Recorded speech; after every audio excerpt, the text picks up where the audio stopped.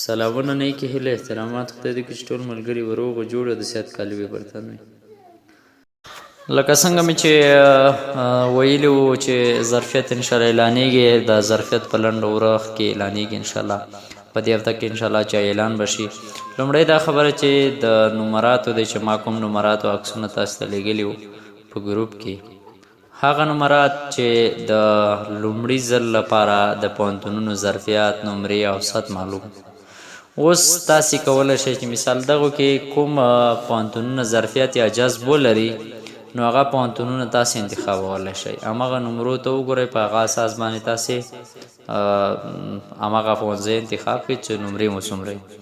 خو هغه وخت ته یې تاسې هغه انتخابولی شئ چې کله هغه پوهنتون کې په هغه پوهنځي کې د جذب وي او جذب دپاره کسان نیسي، نو که چېرته هغه پوهنتون کې مثال په هغه پوهنځي کې د جذب نه وي یا د کسانو نیولو ځای نه وي چې نور کسان ونیسي، نو تاسو هغه مه انتخابوئ. که چېرته تاسو انتخاب کړئ نو تاسې ناکامه کیږئ.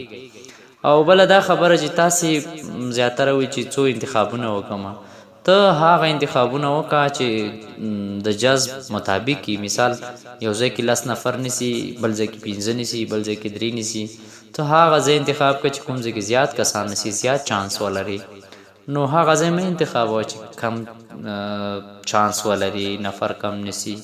په دې کې شاید ناکامي راشي ستاسې او یو کال مو خوش یا بس تیر شي.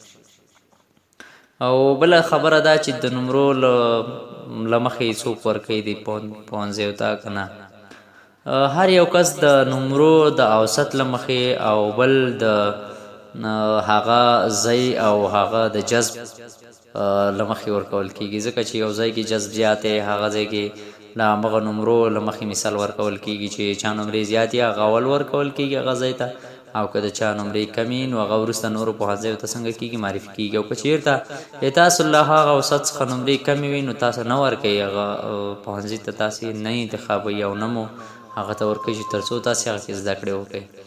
بل د نوملیکنې که چېرته نوملیکنه په آنلاین ډول شوله نو زه تاسې ته خبر در کوم انشاءالله آنلاین ډول باندې وه، زه به تر خپله وسه نه تاسې سره کومک کوم او انشاءالله تر اخره پورې به زه له تاسو سره یم چې څه مې له وسه کېږي انشاءالله له تاسو نه درېږوم او نه شاته کېږم.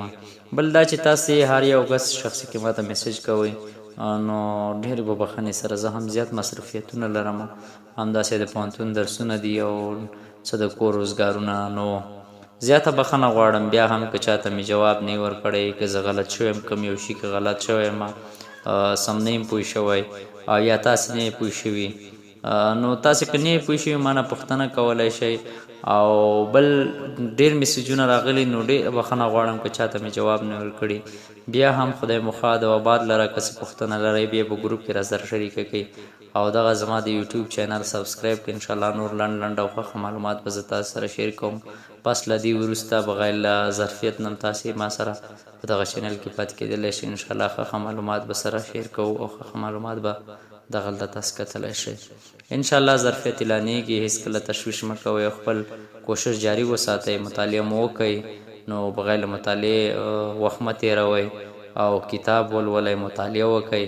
خدای مو ښاد او آباد لره. خدای په امان، ښه وخت، ښې شېبې.